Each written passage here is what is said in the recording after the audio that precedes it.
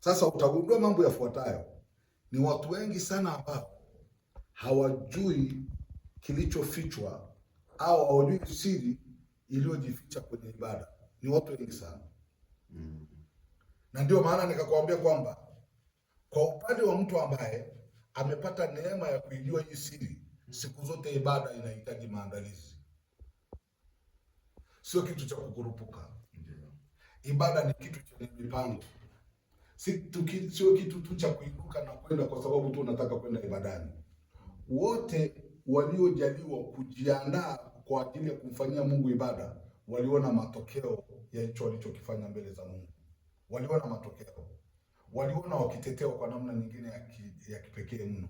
Bwana Yesu asifiwe. Amen.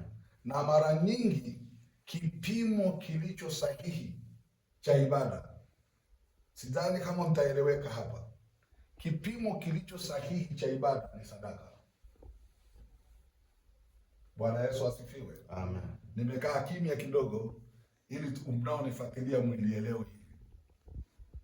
Hakuna kipimo kingine chochote ambacho kinaweza kikaonyesha ukamilifu wa ibada nje ya sadaka.